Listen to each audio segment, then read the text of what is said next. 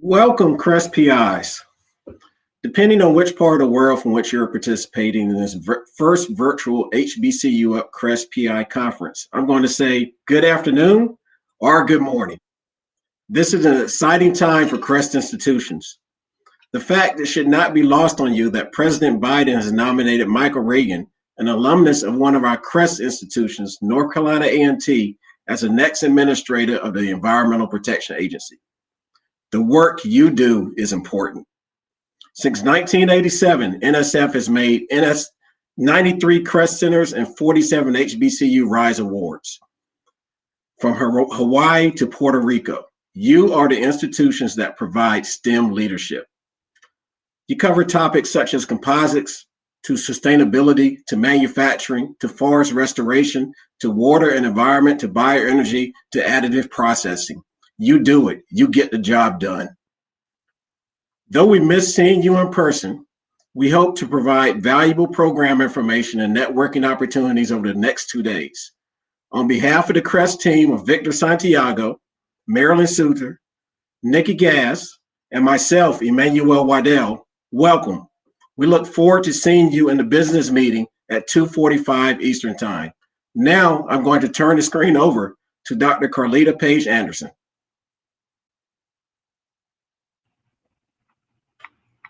Hello and good afternoon from Richmond, Virginia. On behalf of the HBCU-UP program, I'm pleased to extend a warm welcome to all meeting participants. As you know, the Crest HBCU-UP PI-PD meeting is an opportunity for us to engage as a community. While this year we're virtual, it is our intent to offer you an experience that highlights your contributions to STEM, research, and education, as well as inform you of additional mechanisms to strengthen your efforts with support of the National Science Foundation. By way of introduction, I'm Carlita Page Anderson, the newest program officer for HBCU-UP. Prior to serving in this capacity, I served my undergraduate alma mater, Virginia Union University, for 10 years. Initially hired as an assistant professor in the Department of Natural Sciences, over the years, I progressed through the academic ranks, earning tenure at associate professor. My research on the biochemical mechanisms involved in the synthesis and degradation of nucleotide second messengers in bacteria, and I also studied the characterization of host cell responses to bacterial and viral pathogens. My success in establishing a formal research program served as the basis for additional administrative responsibilities, to include the university's inaugural director for our Center for Undergraduate Research, Dean of the University College, and my culminating appointment as the Vice President of Student Development and Success. I offer this brief introduction to demonstrate that my lived experiences have afforded me direct insight into the academic and administrative cultures within the HBCU community. It is this lived experience that motivates and informs me in this current role as the lead program officer for HBCU-UP. I certainly want to take a moment to recognize my predecessor, Dr. Claudia Rankins, who has done an amazing job and has had a huge impact on this community. I have been witness to the testimony of those who celebrate her retirement. I can assure you that I'm committed to a bright future for HBCU-UP, strengthened by the strong foundation as established by Dr. Rankins.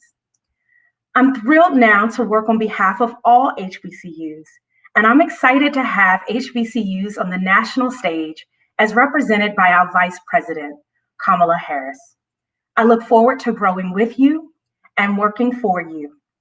In closing, our team has worked with members of AAAS to develop an engaging program. Over the next 2 days, we welcome your active engagement and look forward to another great HBCU-UP Crest PI-PD meeting. Thank you, and now we'll hear from our Division Director, Dr. Diana Elder. Hello and good afternoon, everyone. It is such a privilege, as I did last year, to welcome you to another expertly arranged and coordinated gathering by the American Association for the Advancement of Science, AAAS, with the Crest and HBCU-UP project directors and associated partners and collaborators. So welcome from us all. AAAS, you can imagine how many times in a single day when staff at NSF might repeat this acronym. AAAS is an organization with remarkable stature with which NSF has had a long and productive partnership, and one that I'm certain will continue. Thank you again for your partnership in this important conference. I believe that this meeting is the 6th convocation and the first virtual one of project directors and personnel from NSF's HBCU undergraduate program and our Centers of Research Excellence in Science and Technology program. Please know that I join my fellow staff at the National Science Foundation in hoping that you, your families, and colleagues are safe and healthy during this national and global health crisis. That wish must be paramount above all else. My welcoming remarks this year provide an opportunity for making 2 announcements of great significance to NSF. The first is that the Division of Human Resource Development in our Education and Human Resources Directorate, this is where the HBCU-UP and CREST programs reside, is celebrating 30 years as the one division at NSF dedicated to the sponsorship of programs for broadening participation and support of a diverse STEM workforce. That is our focus. There will be NSF-wide events this year that highlight the HRD impact over these 30 years of investing in you and in our community. We provide you the resources, but we're keenly aware that you, your colleagues, and your institutions provide the work and heavy lifting in this shared journey of ensuring national prosperity through a diverse STEM workforce. I'd also like to announce that our division now sponsors a digital newsletter for 2021 as part of this 30th anniversary celebration, and its launch features a January edition highlighting the Presidential Awards for Excellence in Science, Mathematics, and Engineering Mentoring, or PASMEM, which is a White House program that the NSF and HRD is proud to administer since 1995. We're compiling a mailing list of current principal investigators funded through programs in our division who will receive the January launch edition of the newsletter. And we hope you'll enjoy each monthly issue that will feature a different program that's sponsored by HRD. The business meetings and networking in which you, our project directors and associated faculty, will be engaged in today and tomorrow will strengthen both the CREST program, which is now entering its 34th year, and the HBCU undergraduate program that begins its 23rd year. Both programs have legacy stature here at NSF, and we like to think of them as companions in the portfolio. The HBCU-UP and CREST teams that include Carlita Page Anderson, Emmanuel Waddell, Marilyn Suter, Michelle Claville, and Victor Santiago will be with you over the next couple of days, and they'll be conversing with you and capturing your thoughts about both these programs. They will be anxious to hear your ideas of how both programs can continue to advance our goals of empowering the nation's minority-serving higher education institutions, their faculty, and the women and men who matriculate through their STEM degree programs. Between my first welcoming remarks 1 year ago and now, NSF has welcomed new executive leadership with Dr. Sethuraman Pachanathan taking the helm of the agency this past summer. Our director's interests will resonate with you, and his optimism is strikingly clear. Every challenge, he has noted, is dressed as an opportunity. The NSF director is not asking the world of us. Rather, he asks us to concentrate on what comes naturally to human beings, the desire to connect, to cooperate, to collaborate. He has emphasized 2 things that I'd like to highlight. One is that we should embrace and inspire the missing millions, and 2, that we should identify new collaborators, especially unconventional ones, with the goal of making rapid advances in promising research and learning activities. In that regard, I would add that your disciplinary research is key to advancing knowledge about how to build a bridge, how to sustain agriculture, how to keep our lakes and rivers healthy. And it is your STEM education research and practice that lift and share this knowledge to the next diverse generation of discoverers. As I wish you well today, may I create for you a challenge of my own. I'd like to know, where are your big ideas of the future? Perhaps think about creating an idea machine as a companion to your research and education work. Maybe alert NSF and AAAS to what you see on the horizon. There will be opportunities during this conference to do so through some business meeting opportunities and networking opportunities, and I urge you to take advantage of those opportunities. And please do not forget that NSF and AAAS supported work that you do matters. Your work seeks to uncover mysteries, introduce them to the nation at large, and contribute to our neighborhoods and communities. As you prepare for your talks and the interactions among yourselves and with our staff, I would like to leave you with this thought. When you step into your laboratory, your classroom, a local community or professional meeting, remember that, figuratively, you may also be stepping into the future of someone else. It's not only your work that matters, but also your voice that is important as well. At some point in your life, someone will surely depend on you to show them the on-ramp so they can access the highway. After that, the rest is their future. That is the finest inheritance that you or anyone can leave the next generation. Please accept my very best wishes and high regard for the dedication that you have shown in your work, and I wish you all the best in your talks with one another. Thank you.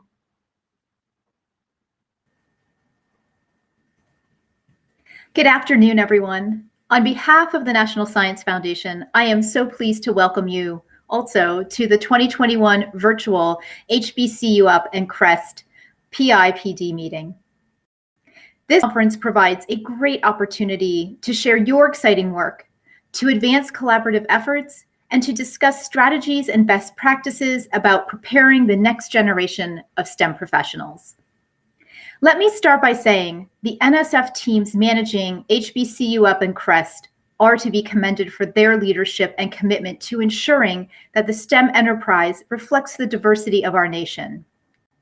And I want to thank AAAS for collaborating with our NSF staff to organize and host this meeting. A huge thanks to you all. Of course, much gratitude to all of you for continuing such excellent work in the midst of the coronavirus pandemic, which without a doubt has been quite challenging. In fact, as we talk with our PI communities around the nation, we've learned firsthand of the impacts on STEM education research and education. They include the delay of data collection or the need to develop new methods of collecting data from digital sources, concerns about continued access and uneven access to STEM education at all levels, questions about the wide-ranging impacts of learning gaps for students of all levels, teaching effectiveness, and interruptions in undergraduate and graduate research. I want to stress that in this difficult year, we're committed to the success of students who are participating in the projects on the campuses represented here, and we are going to continue to double down on that commitment. So the theme for this year's conference, Forged Through Time, for this time, could not be more fitting, as you are undeniably prepared and meeting the challenge of this time. As Diana mentioned, HBCU-UP and CREST are two of NSF's established and longstanding programs. They are models for expanding the participation of students who have not had opportunities to participate in STEM and building research capacity at institutions. And they have proven track records of success. This is the track record of your success. I must add that this is an exciting time for students, faculty, and staff at HBCUs, where the recognition of the amazing work that's happening on campuses is really starting to finally take hold across the country. The work that's happening in HBCU-UP and CREST are indeed models of the types of educational experiences that need to be replicated at institutions nationwide. And people are starting to pay attention to this work in important ways. One of those paying close attention is NSF's new director, Dr. Panchanathan, who we refer to as Dr. Panch. Since taking the helm last June, Dr. Panch has clearly articulated his vision for the future of NSF and the STEM enterprise. And that vision includes ensuring accessibility and inclusivity, securing global leadership, and advancing the frontiers of research into the future. As you may know, last year, NSF celebrated its 70th anniversary and highlighted some of the successful outcomes and achievements from the agency's investments over the years. Clearly, we all recognize that we are in a moment now where we must think about the future and what we want that future to look like 70 years now and beyond. We do know that the future must include diverse STEM talent. And we know that in order to continue moving forward, we must pinpoint and address those persistent and vexing foundational problems in STEM education, which affect student inclusion and retention at the undergraduate and graduate levels. We must address future-oriented research topics on learning and teaching. And of course, strengthen our STEM workforce by addressing the missing and invisible millions. It is imperative that we focus on our untapped domestic talent, which will help us bring women, Hispanic, Black, Native and Pacific Island populations into the mainstream of our STEM workforce. The most recent data from the National Center for Science and Engineering Statistics projects that close to 4 million additional people are needed in 2030 for the science and engineering workforce to be representative of the US population. You are key in helping us reach that goal. The National Science Board's Vision 2030 report, the 5-year federal STEM education strategic plan, which is called Charting a Course for Success, and the Directorate for Education and Human Resources Advisory Committee's STEM Education of the Future report all have a goal for the STEM workforce to reflect and utilize the diversity of our nation. I cannot stress enough how vital the work of HBCU-UP and CREST are to helping address these priorities and ensuring that we engage the missing and invisible millions. I thank you deeply for your work and encourage you to continue to shape and contribute to this very important research agenda. Thank you so much and have a very wonderful and successful conference.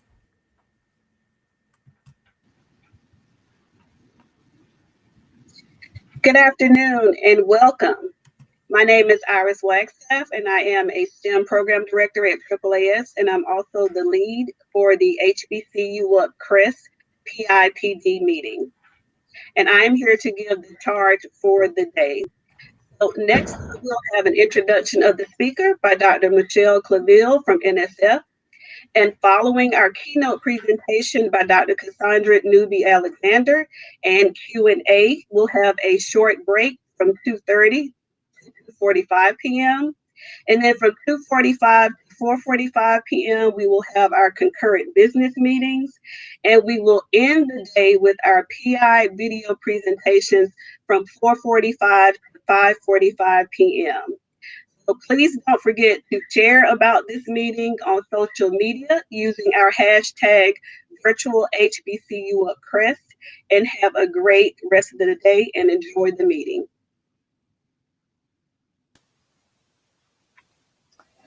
Good afternoon, everyone.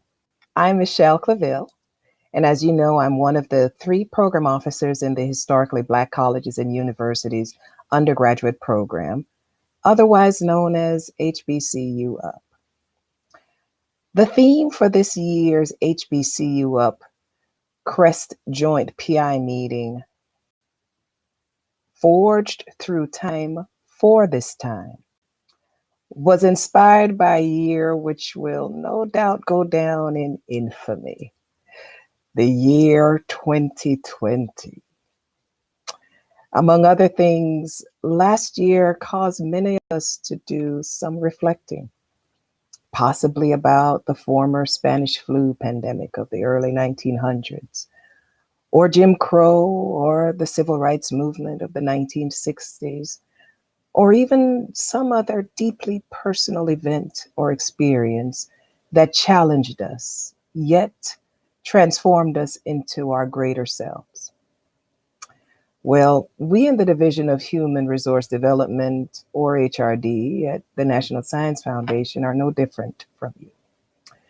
As we prepare to celebrate our 30th anniversary as a division, and as we, the HBCU-UP and CREST teams, prepared for this meeting, we actively and deliberately reflected on our past while navigating current events that forced mandatory operational changes that were both massive and constant and I dare say at times overwhelming, so that we could make decisions that would ensure or at least promote a bright and successful future for all broadening participation efforts in science, technology, engineering, and mathematics.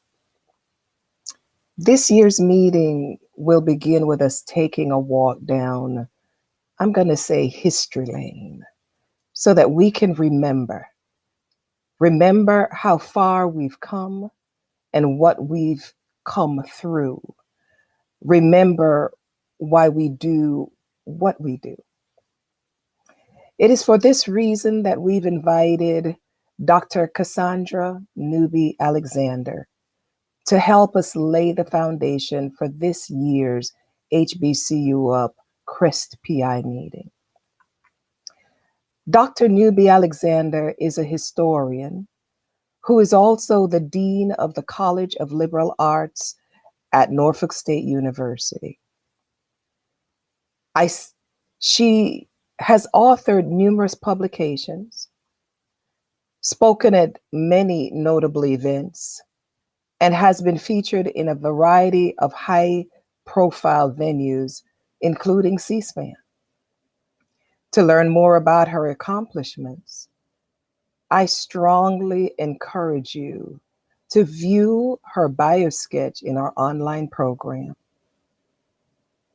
Ladies and gentlemen,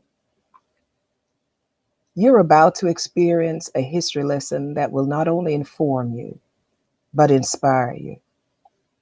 I invite you to give your undivided attention to my friend and my colleague, Dr. Cassandra Newby Alexander, as you listen to her. It is very likely that you will have questions that we plan to address after her presentation. We invite you to post your questions in the Q&A module for that designated time. And with that, I ask that you join me in welcoming our speaker, Cassandra. Thank you so much, Michelle. And I would like to offer my apologies up front. Most of you will notice very quickly that I am incredibly passionate about knowing history and knowing our history, our shared history. And so that is why I entitled my presentation, Looking Back to See a Path Forward. You know, over the past 400 years, narratives from Europe have dominated our global understanding of our past and positioned Western society as the benchmark for academic, technological, and cultural achievement. All other global societies, as a result, were measured either by these standards or their accomplishments were actually appropriated by Europeans and thereby their existence, their contributions, completely erased. A good example was the Europeanizing of Egypt and Egyptian society and culture by white Egyptologists.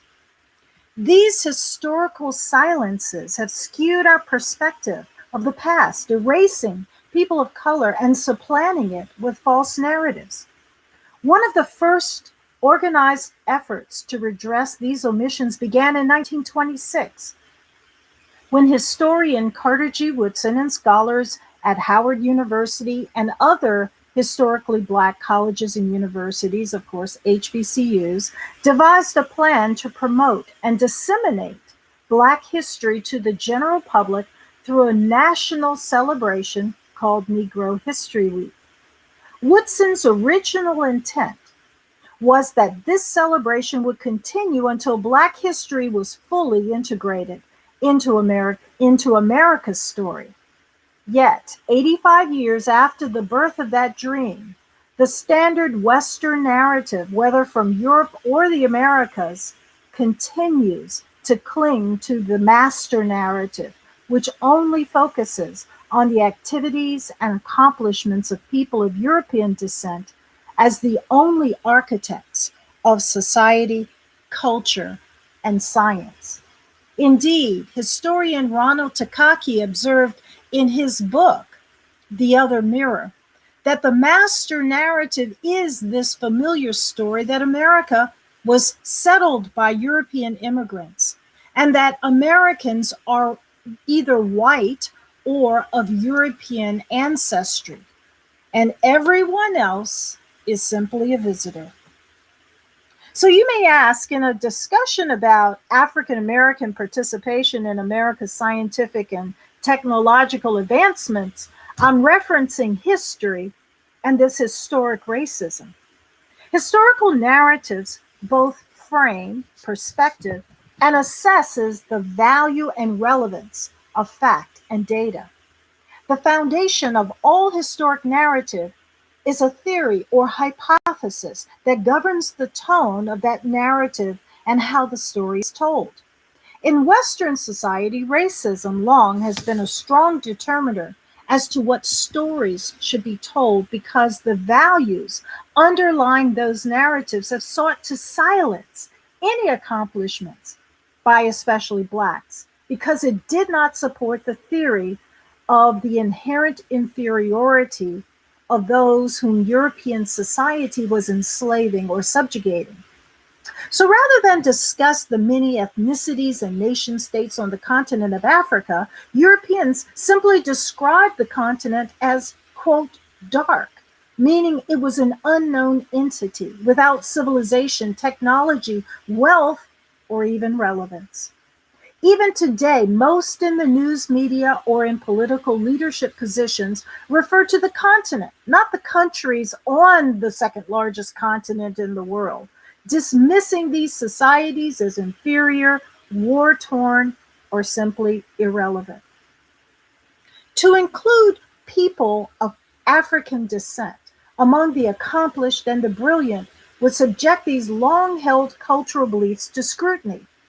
In the latter part of the 19th century, for example, white writers popularized the Old West in dime store novels, creating the tropes of the cowboy heroes riding white horses and demonstrating their strength of character with their skills as sharpshooters and Indian killers.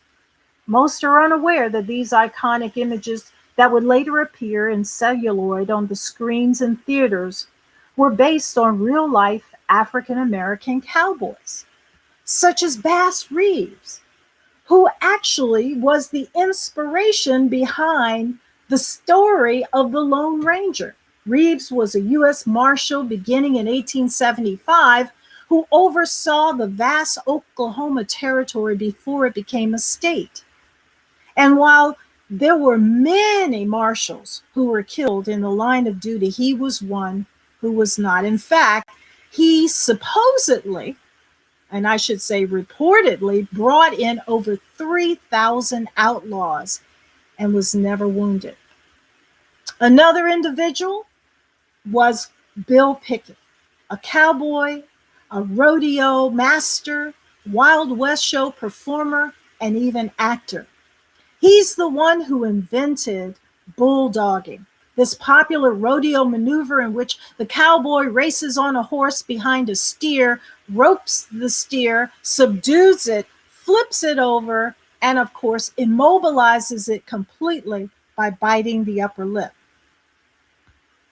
Another cowboy that actually drove a lot of these dime store novel interpretations was a man by the name of Nat Love. In fact, he was a man who actually was a cowboy. He took part in the legendary cattle drives. He was kidnapped by Native Americans. And during a time in 1876, when he was visiting Deadwood, South Dakota, he got the moniker Deadwood Dick because he won this big roping and shooting talent or situation in which he was competing with other individuals. And his accomplishments live on in his own autobiography entitled The Life and Adventures of Nat Love. Similarly, incorporating the participation by Blacks as inventors, scientists, mathematicians, or even human computers was a writer by the name of Margot Shetterly. She was from Hampton, Virginia. She grew up in an environment, in a community in which many of the people worked at NASA during the 1940s through the 1960s. In fact, her father was one of those who worked at NASA. Margot decided to compile all of these stories that she grew up hearing because she was struck by the fact that NASA never mentioned the women who were critical in the development of what we would see as the NASA space program. Why it took this book and subsequent film to reveal the work of African American women in the space program is part of the surgical-like precision that only highlights the role of white men by erasing all others, regardless of their impact. And yet, fortunately, because of the book and the film, we know about some of these women, such as Dorothy Vaughan, Katherine Johnson, who just passed away, and Mary Jackson. We also know that this group of women contributed greatly to the NASA program at the Langley Airfield. They worked through equations, and of course, as human computers, they did it by hand that described the function of a plane, and they ran numbers to really help understand aerodynamics. Their work eventually resulted, of course, in providing the kind of calculated trajectories that would make the Mercury and Apollo missions successful. But you know, growing up in America, I noticed that in the post-segregation era, it was still replete with images of whiteness, even in multiracial settings. As a child, I attended a segregated elementary school until the 6th grade. I'm telling my age now. The teachers and the school administrators were intent on surrounding us with images and stories of African Americans in all walks of life. Because my father was a prominent physician, I was exposed to a community of scientists whose work was both theoretical as well as having a practical application. But once integration occurred and the laws that restricted Blacks as to where they could live, work, and engage in recreational activities was removed, a whitening of the world became the norm for me. All the images of prominent African Americans were removed from schools and public settings except during Black History Month. The absence was stark, while at the same time creating a collective silence that was actually deafening.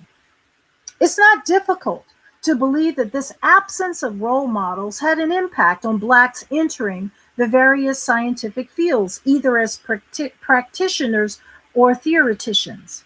However, more damaging than a lack of images was a lack of opportunity. Examining the history of public schools and HBCUs in the 20th century provides another reason for the dearth of African Americans entering the sciences as compared to whites. With unequal funding based on race that has existed since the creation of public schools in America, the result was that Blacks were not equipped with resources to have vibrant science programs. For example, in Norfolk, Virginia, from 1900 to 1960, Blacks made up almost half of the population.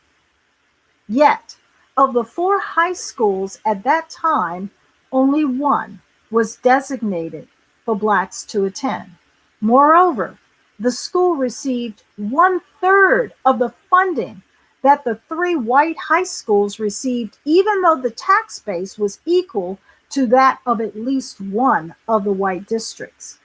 And I want to direct your attention to these images that I have on the screen, juxtaposing a school, an elementary school, and what African American children were taught, which was clearly vocational training, preparing them to be common laborers, versus the picture below for white students, actually preparing them to understand the architectural evolution of buildings and so forth.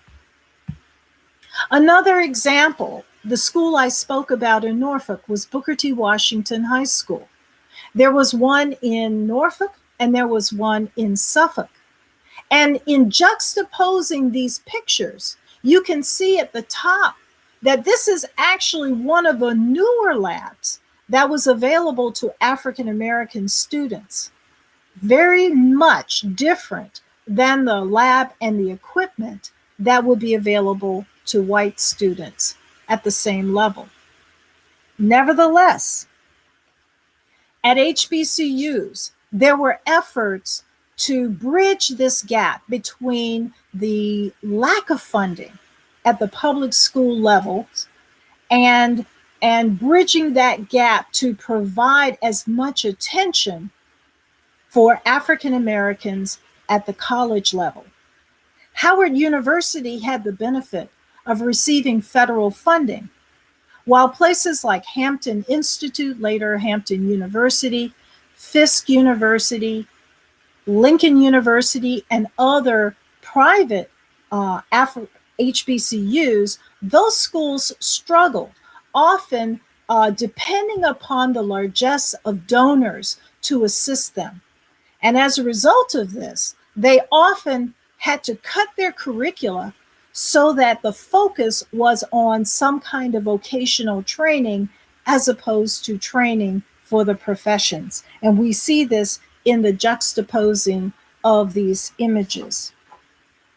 HBCUs, though, were still very, very important in helping to create a very different orientation and understanding and view of science as a potential career. But many public HBCUs were prevented over the years from developing graduate programs beyond the MA or MS level and professional programs as well. Even more so, starting in 1920, the larger scientific community expanded its definition of what constitutes being a scientist to include a PhD. This shift made it even difficult for African Americans to enter into the scientific community because of a lack of opportunity. Since the 1960s, though, these restrictions were replaced with other challenges that included unequal funding and ongoing bias by federal agencies such as the National Science Foundation and the National Institute of Health. Years of underfunding affected the ability of most HBCUs to create an infrastructure that could support a more robust scientific research community. In a 2019 National Public Radio article entitled, "What's Behind the Research Funding Gap for Black Scientists?" the writer noted that, quote, part of the funding gap can be attributed to differences in the types of topics scientists propose studying and how those topics are valued by grant reviewers. The study of grant applications submitted between 2011 and 2015 suggested that African American scientists were more likely to pursue research topics in areas such as community-oriented research or disease prevention, as opposed to more microscopic level research on cellular mechanisms or the basics of genetics. The internal bias that is common among many white scientists who are often in positions of power, whether it's as decision makers of grant awards or as job recruiters, these, of course, is what determines what happens to funding, what happens to opportunity. Those in the sciences are convinced that all decisions then are made based on facts, not opinions. Somehow, scientists believe they're beyond the temptation of bias, forgetting that the origins of modern Western science coincided with the transatlantic slave trade, Black slavery, and the emergence of racism.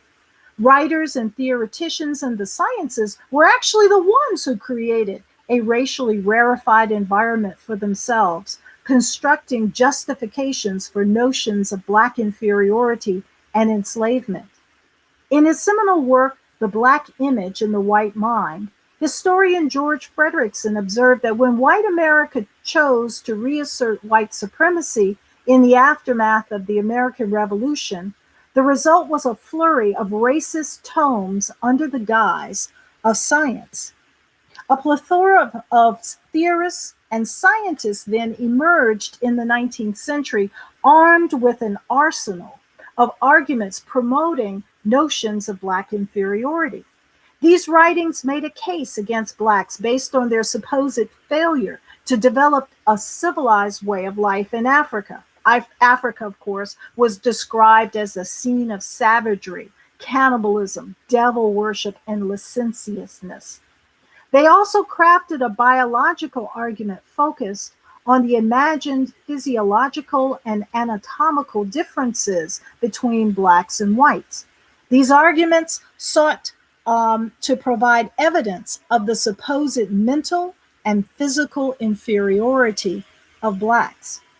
The originator of this new scientific ethnology was Dr. Samuel George Morton of Philadelphia, who published a book in 1839 that promised an end to loose speculation about racial origins and differences by opening an era of hard-headed empiricism.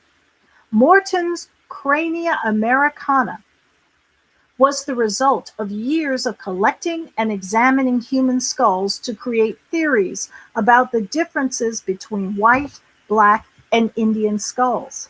The results of his study led to his conclusion that Blacks had been separately created to inhabit tropical Africa and that only Caucasians were the authentic descendants of Adam.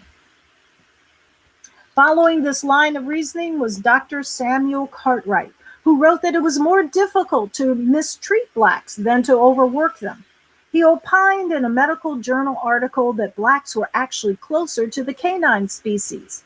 Therefore, they could not be overworked and were comparatively insensitive to sufferings that would be unbearable to whites. He further noted that at most, Blacks could be mismanaged, not mistreated. And if they were mismanaged, they could develop various diseases such as drapetomia, the disease of running away, and rascality. These ideas continue to drive cultural perceptions that has led some white physicians to ignore the pain of Black patients. Understanding then how racialized ideas have framed our history and culture is critical to dismantling these biases.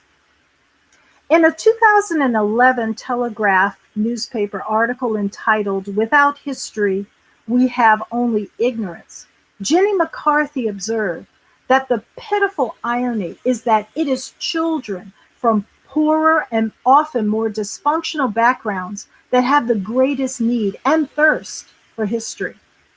Whether of family or of nation, history is the story of identity, the construction of which is the most primitive, deep-seated urge there is.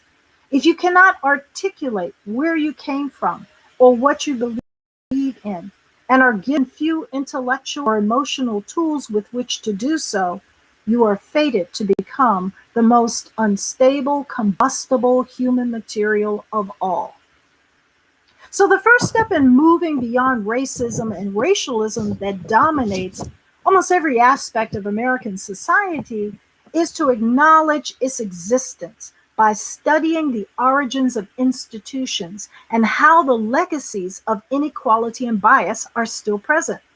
For example, the history of the Medical College of Virginia is replete with experimentations on African Americans that were both horrific and inhumane.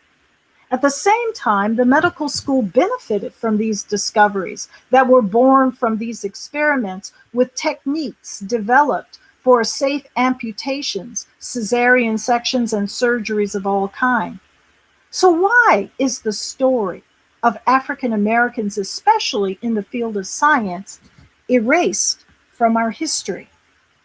In his article, Historical Silences and the Enduring Power of Counter Storytelling, Historian James Miles opined how, quote, our understanding of America's past was framed by racist ways of thinking.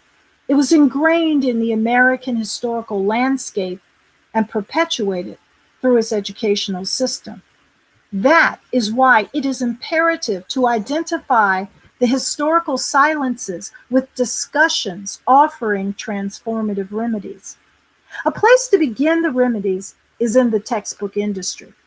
A cursory investigation of textbooks that cite scientific discoveries and advancements are all too often devoid of even a mention of African American scientists. And yet, physicians in America are trained without knowing about the pioneering efforts of Daniel Hale Williams, who was the first surgeon to successfully perform open heart surgery, or Dr. Charles Drew. Now, of course, Daniel Williams founded Providence Hospital in 1891. In 1893, at the same time, he was appointed surgeon-in-chief at the Freedmen's Hospital in Washington, D.C., that is now Howard University Hospital. He also conducted this first heart surgery. Yet, if you Google first heart surgery, the person listed is not Williams, but a white physician by the name of Axel Kapelin, who did it in 1895, although Williams did it in 1893. Yet with all of his groundbreaking work, he could not stop American racists from simply ignoring his work. Another individual was Charles Drew. And many of you may know Charles Drew because of the blood bank, the Red Cross blood bank. In fact, it was Dr. Charles Drew and his pioneering efforts in blood preservation, and as the director of the first American Red Cross blood bank in 1941, that we understand blood transfusions and the techniques for blood storage in the way that we do. Unfortunately, his pioneering work, his advancements, his discoveries could not stop the American government from refusing to preserve Black plasma during the Second World War. In fact, after a lot of petitioning, when they did accept blood from African Americans, they segregated the blood. And because of that, Dr. Drew removed himself from the Red Cross. He resigned, and he continued his work as not only a professor of medicine, but also as a pioneer in helping to develop programs around the country, but especially at historically African American hospitals. It is perhaps the most ironic thing that he would, when he was in a car accident and he was taken to the nearest hospital, because he was African American, he was pushed away. The person who helped to design blood transfusions was pushed away. And when they took him to a Black hospital, it was much too late and he died. Another example of how Black accomplishments were erased in the scientific world is the story of Vivian Theodore Thomas, a laboratory supervisor at Johns Hopkins Hospital who developed a procedure to treat blue baby syndrome. In 2004, HBO debuted the film Something the Lord Made, revealing that Dr. Alfred Blalock was not the discoverer of this technique that gave him international acclaim. Instead, it was Thomas, an African American with dreams of becoming a surgeon, but without the financial means to accomplish that goal. Notwithstanding his lack of medical credentials, Thomas's talents were not deterred, nor his skills and inventiveness ignored. In fact, He would later receive an honorary doctorate and assume the role of instructor of surgery at Johns Hopkins School of Medicine. In 1970, renowned writer Ralph Ellison wrote an article in Time magazine asking the question, what would America be like without African Americans?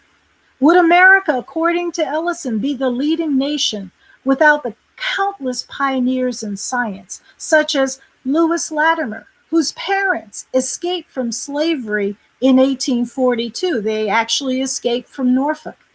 And eventually he became not only an inventor, but one of the most sought after draftsmen, both in this country as well as throughout Europe.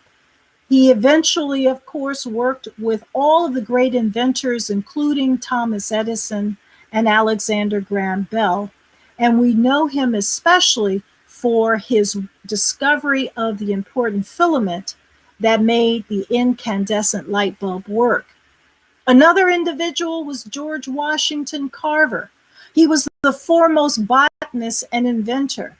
And while people disparage him in so many ways by referring to him as the Peanut Man, his inventions, his development, his research helped to advance farming to the corporate level that it is today.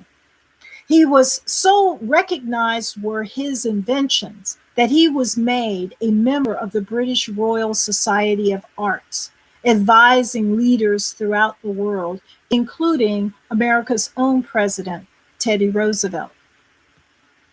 We have another one, Garrett Augustus Morgan, who was an inventor, businessman, community leader, but he was also for his inventions with a 3-position traffic signal and the smoke hood, which of course was the predecessor to gas mask. What is so concerning though about his story is that because of all of the legal issues having to do with segregation and discrimination, he did not financially benefit and actually died destitute despite his numerous accomplishments.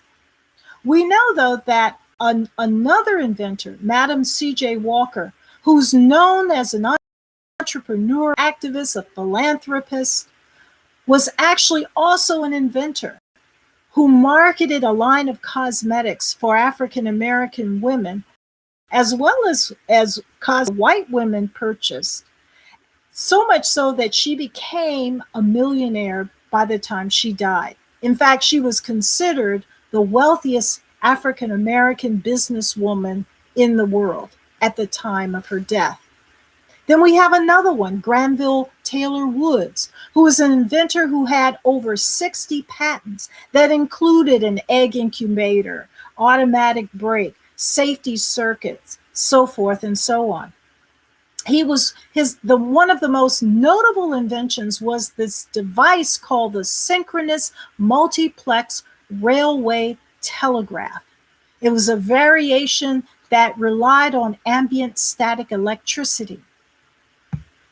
Then we had Elijah McCoy. He descended actually from African Americans who escaped to Canada because of so many free blacks who were being kidnapped into slavery in the 1830s and 40s. His family would later return to the United States, and he was known for having at least 57 patents. And one of the most important patents was a lubricator. In fact, during the time when he was trying to get money so that he could found eventually the Elijah McCoy Manufacturing Company, a lot of duplicates of his lubrication machine were made. So when he came out with his own, he designated his product the real McCoy. And then we have Patricia Bath, who just passed away in 2019, who was an ophthalmologist, an inventor, a humanitarian, who did pioneering work with laser cataract surgery. And as you can see, she had a whole host of firsts. The first elected to the honorary staff of the UCLA Medical Center, the first African American to be a resident in ophthalmology at New York University, the first to be, et cetera, et cetera. It's a shame that someone who just passed away in 2019 had this litany of firsts. And we are hoping that she will not be, that no one will be the second. Instead, there will be a whole cadre coming after her. And finally, Gladys West, born in Virginia, who distinguished herself by inventing the accurate model of the Earth, which was used as the foundation for the creation of the GPS system. And so I want to conclude with a quote from Marcus Garvey, in which he said that a people without the knowledge of their past history, origin, and culture is like a tree without roots. America has hidden behind the cloak of equality, liberty, and freedom since those famous words rang from the Independence Hall in 1776. We hold these truths to be self-evident, that all men are created equal. The nation has sat comfortably behind the veil of unity as long as the definition of an American excluded everyone who was not white. Understanding that this history is not just Black history, but American history, is the first and most important step away from our institutionalized racism and toward a more honest and inclusive society. Thank you all so much for listening, and I am ready to take any questions. Wow. Oh my goodness. I need to say that again. Wow. Didn't I tell you that Cassandra would take us down history lane? I know that she has revealed some things to us. I didn't say memory lane because if you didn't know, you couldn't remember.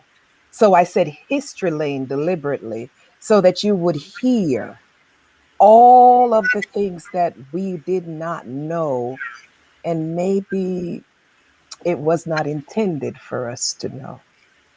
And so with this information that she's revealed to us, we've received a number of answers to possibly some unspoken questions that we've had. I dare say that she's dispelled a number of myths that we probably used to embrace. And so with this new information, I know you have a lot of questions, and so we're going to try to address as many of them as we can through 2:30. So this is not the time to be shy. I have one question already from Kathy Silver Key, and she asks, are you working on science textbooks that include Black history? I am not specifically working on a science textbook on Black history, but I am actually working on helping to train historians to work on a wide variety of topics. I have spent most of my career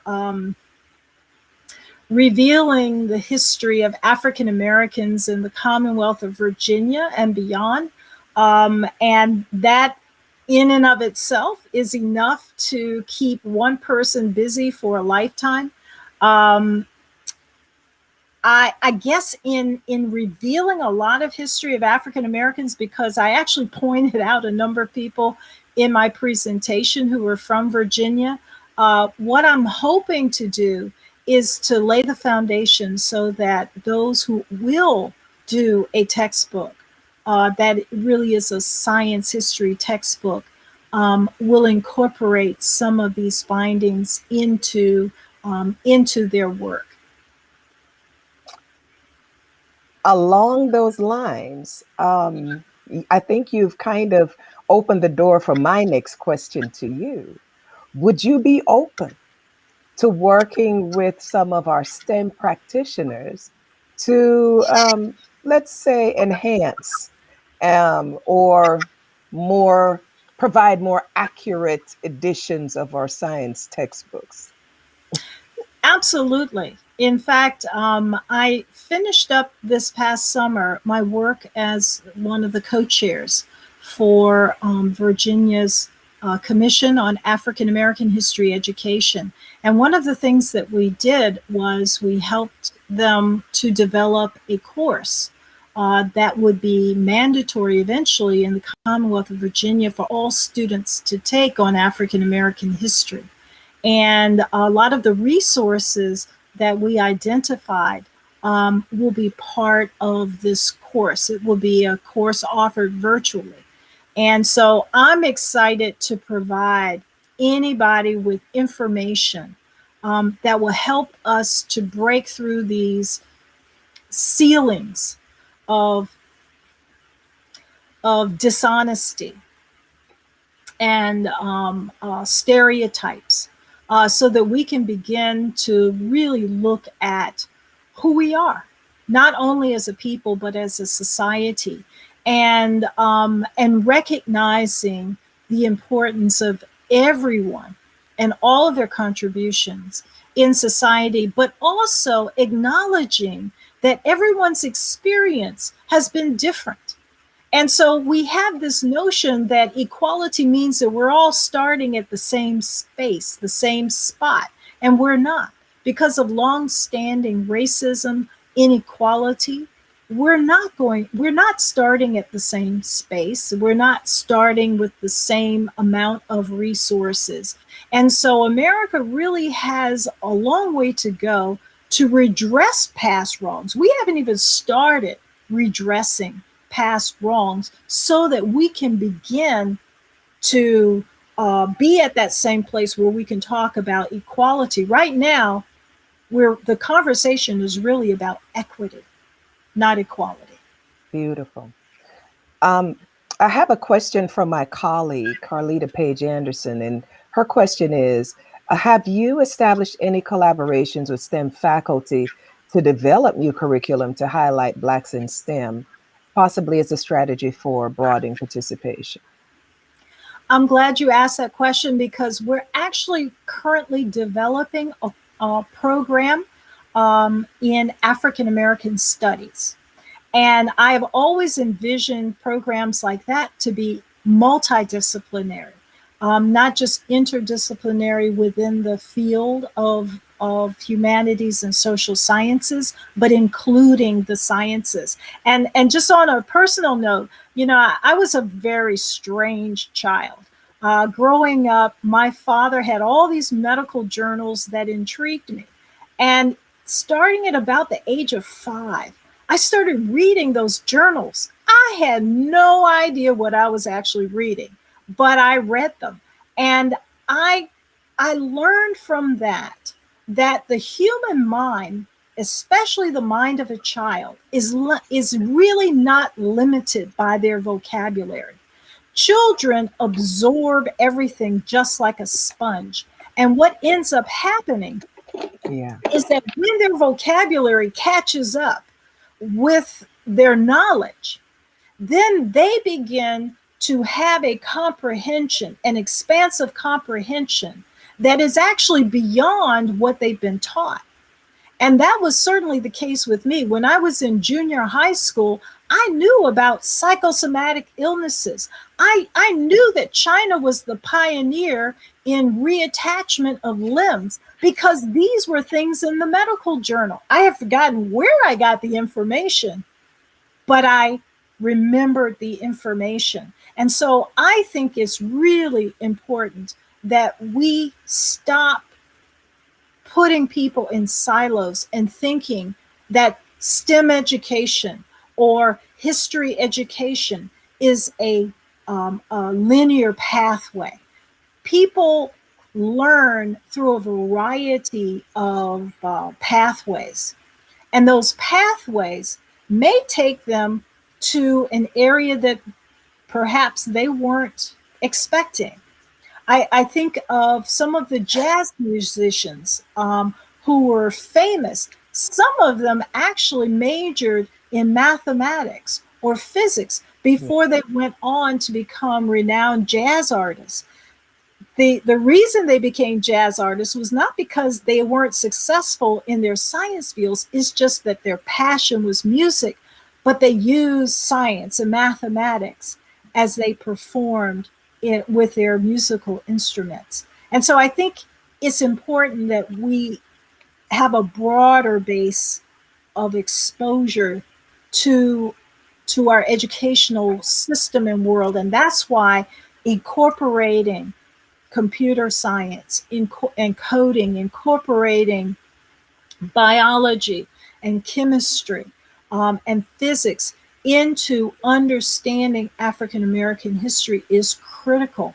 And then having examples of African Americans who went through those fields and the things that they experienced and struggled and accomplished needs to be part of how we talk about these fields. In fact, if I don't see myself reflected in the field that I'm interested in, I may not be motivated to actually pursue that. And so having these role models and having these images of role models are really critical. And the absence of that, the way that the science world created a white male club, even though that's not really what science looked like in reality, but the images that were created, I think are especially harmful to inviting diversity. Wow, you are ringing my bell. I mean, you already know this. We talk offline, everybody. So, I mean, she knows I'm an eclectic person, and I love when you start talking about the whole person, the humanities, the sciences, the arts, all of this. But I've got to get back to these questions that are coming in, and I'm going to hold a question that I have until we've addressed these, Cassandra, assuming that time allows. So, I have a friend from, I think it's FAMU, Tarek Dickens. He asked, would you comment on Hollywood's portrayal of this history? And he says, why can't we have positive media outlook, like a Big Bang Theory that demonstrates positive Black role models / innovators? I love the Big Bang. However, I hated the fact that the Big Bang was so white. And they reveled in their whiteness. That, I think, was the most disturbing of all.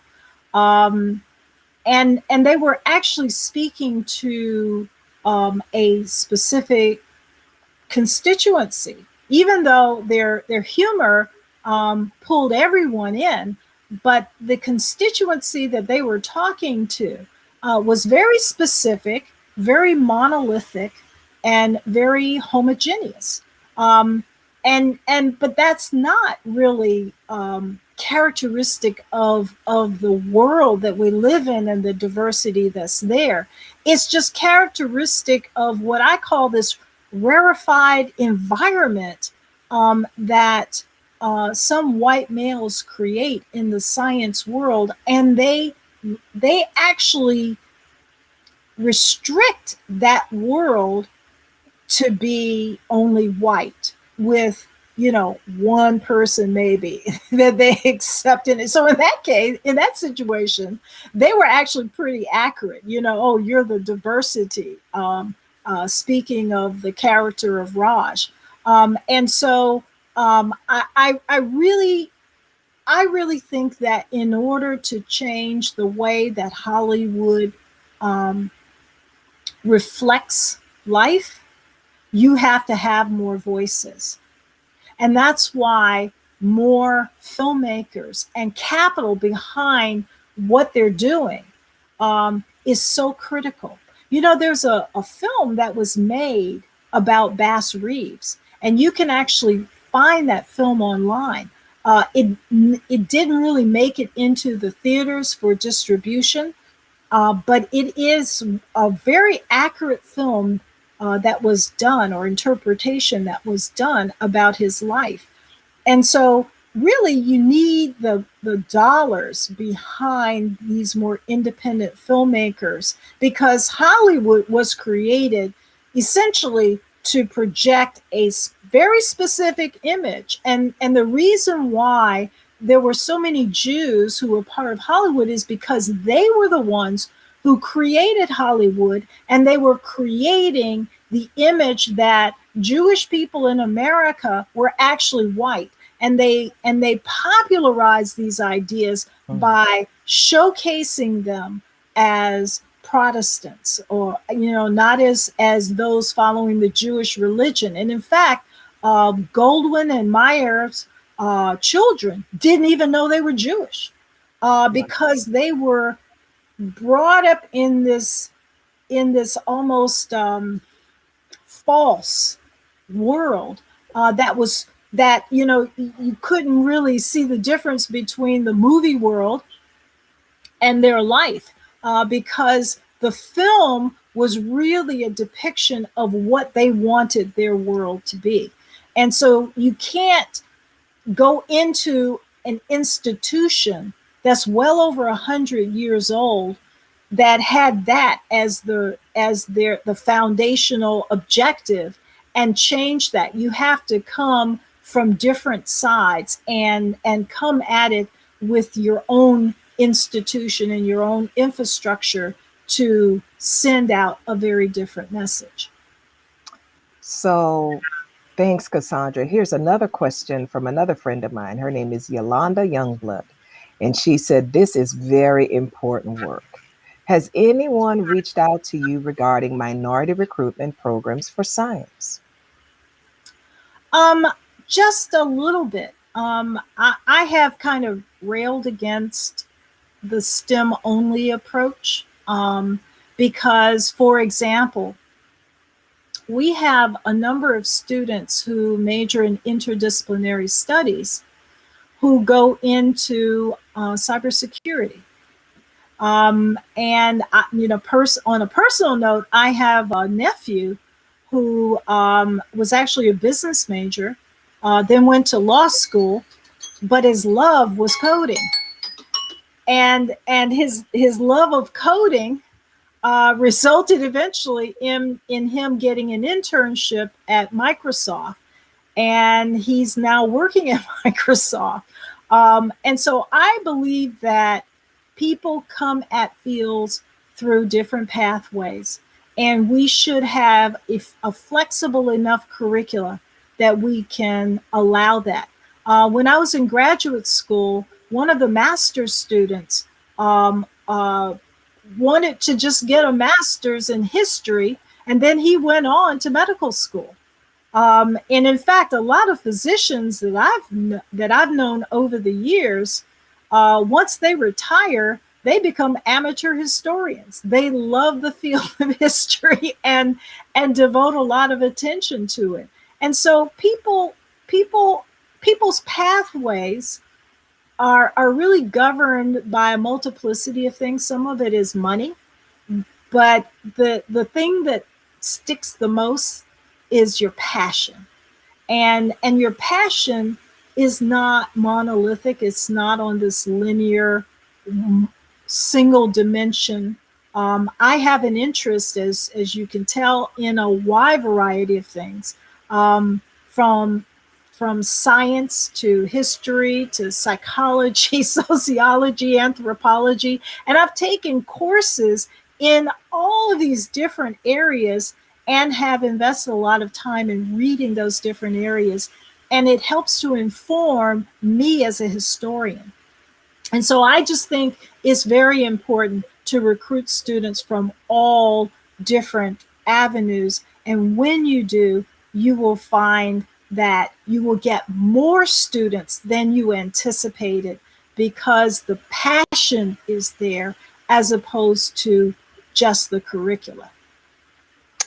Thanks, Cassandra. So Rosalind Lang wants to say, phenomenal talk. Can you discuss specific laws, etc., that inhibited African-American scientists from being recognized or unable to benefit financially from their work?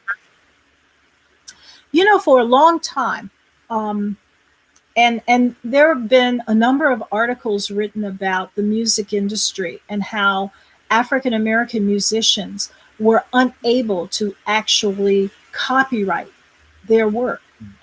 Little Richard screamed for years that white people stole his music. And he was right. Pat Boone took his song Tutti Frutti, made millions of dollars, and never paid Little Richard a dime. And Little Richard wrote that song.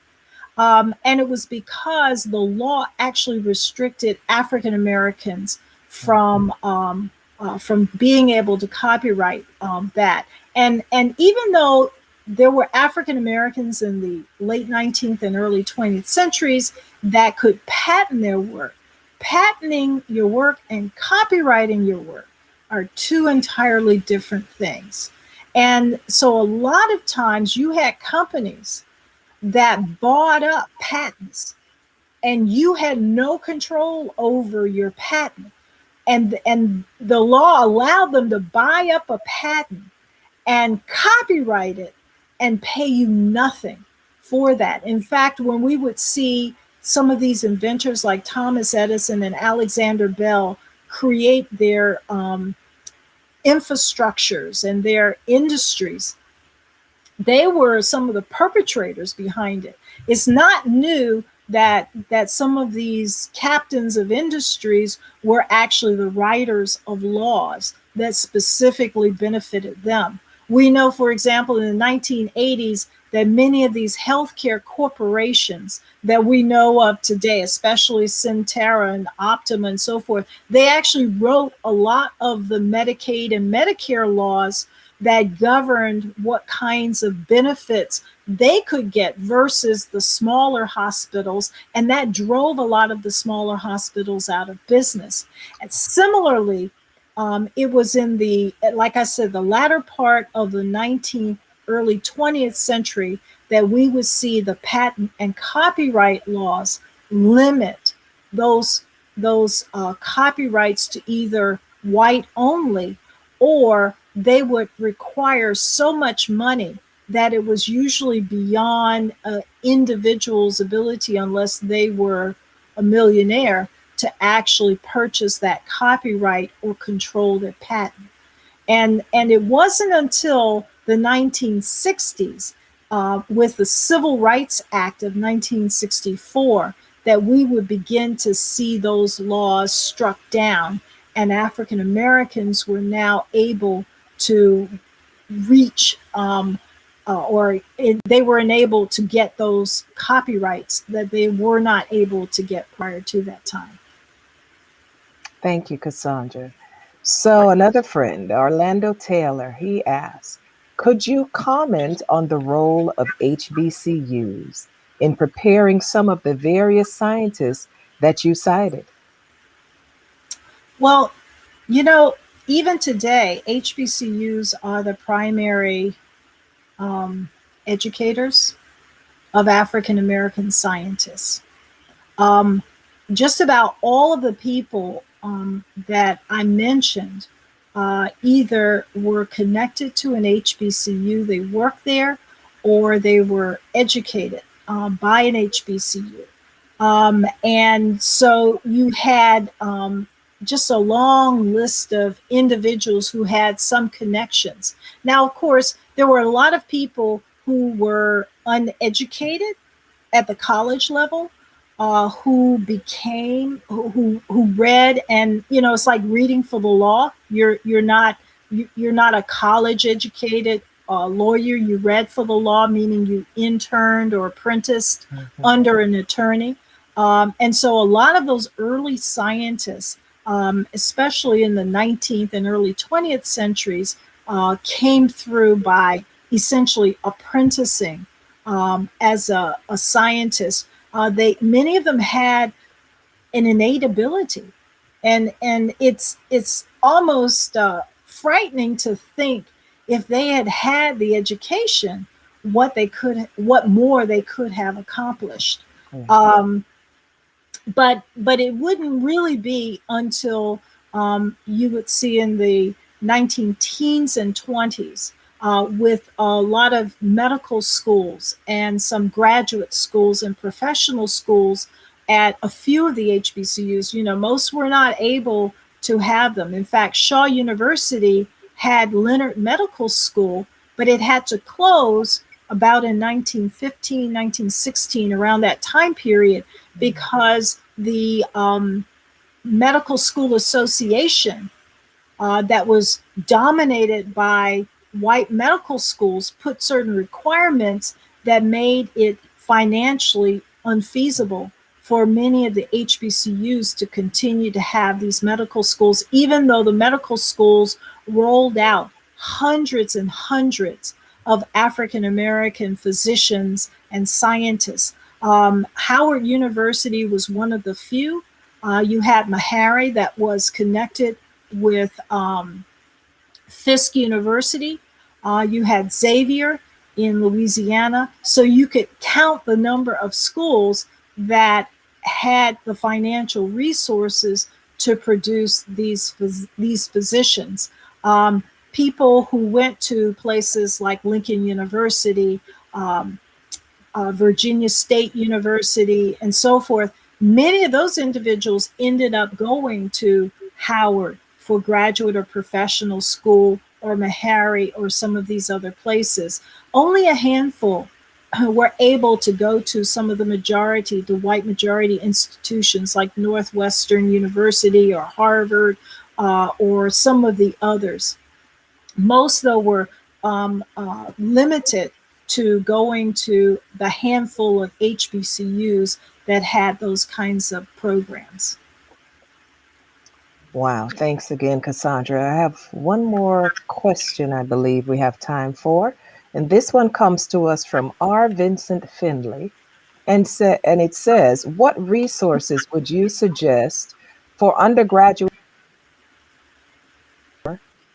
about African American discovery in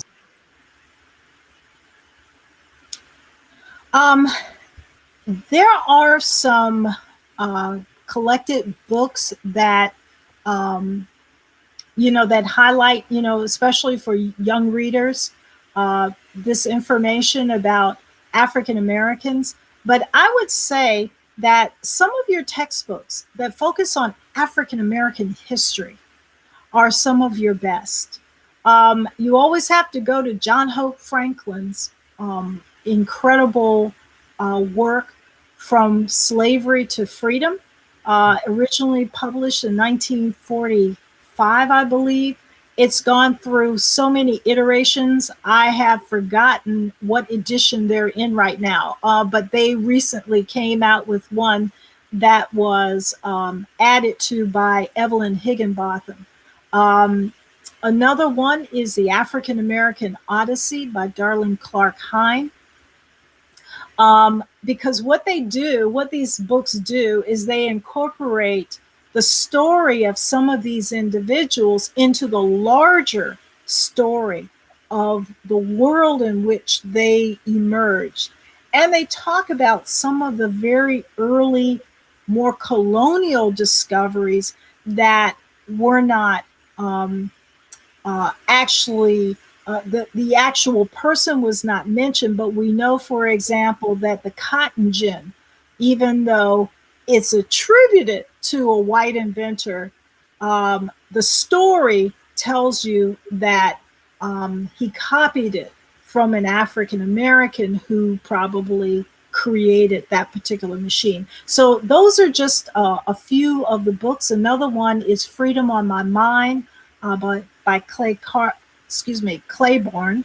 And so I would start with those books because they give you the broader story, but they include list upon list upon list of African American scientists. Forgive me, Cassandra. This is so good. One more, okay? One more, I think. No, I'm going to be good. One more. So Kathy Silver Key says, do you have advice on how to approach state governing bodies to redesign state curricula to include Black history? Yes. Be bold, be persistent, and come with a plan. And have a coterie of other politicians who will support you, as well as people who have power in that state. And our what a group of us were able to do from Norfolk State was, when our governor had the issue with the blackface, we contacted his office and said, we have a plan where you can turn this around. And a plan is that you would say, I'm going to learn from this, and I want to take the Commonwealth on this journey with me. I'm representing white men who have no clue. And I'm going to be on this journey of discovery. And part of that journey has to include education. And I believe that you will find that if you can get the governor to support that kind of transformative educational platform and program, you will find that you have a whole lot of supporters in your state.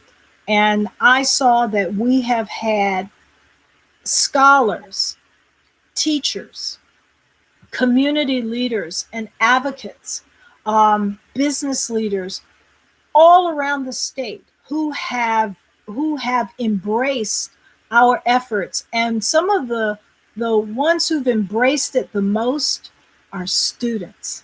They are hungry for this information, and they are hungry for these stories, because a child knows a lie when they hear it. And when we lie to them about our history, about our past, about what really are these silences or gaps that they know is there, and that's why they tune out to history, because they see it as boring. It's boring because it's not true. It's not real. It's devoid of the human element, the truth. And so when you incorporate that back into the historical narrative, you will find that you have a much more educated population. And as our nation becomes more a nation of people of color, that's even more critical, that we infuse our educational world with truth. I keep trying to find a more elegant word than wow, but I got to keep saying wow. Cassandra, we thank you so much. Audience, I know I can't see you with this platform, but I am sure you will agree with me that Cassandra has given us a whole lot of information to think about as we return to our universities and we teach our students and we engage in research and even have conversations amongst ourselves. I suspect that as we engage our students, we will think a little bit more before we start saying, oh, they're so underprepared. Oh, they can't do this. Can't they? Can't they? Look at what was done when there were textbooks that said they couldn't. And that was proven by some of these notable people that probably for the first time you've heard about. Cassandra, we thank you for telling us the truth. We thank you for challenging us to remember that people cannot become what they don't see, or it is less likely that that will happen. We thank you for challenging us to change the way we teach science, technology, engineering, and mathematics. We thank you for allowing us to become our better selves and to be ready to basically forge forward, more informed, more aware, more connected, more determined. Thank you so much. My audience, I say to you, you have been challenged. The information that we've had today lays the foundation for the rest of the meeting. I'm hoping that you paid attention. I'm hoping that you enjoyed even the earlier session with your program officers, as I saw many of you interacting today. And as we continue through the meeting this afternoon and tomorrow, all of this that we've heard today is going to come back because we're going to need it if we're going to make a difference in this world. We invite you to take a break from 2:30 to 2:45, after which we will start with our concurrent business meetings. As you know, you can go to the meeting page and click on the links. If you are a CREST PI, there is a link for you. If you are an HBCU-UP PI, there is another link for you. Thank you so much for your undivided attention, for engaging us with your questions, and for just being as awesome as you are. You have a good day, and I'll see you later. 15 minutes, guys, no longer. 15 minutes. See you later. Bye. Bye-bye.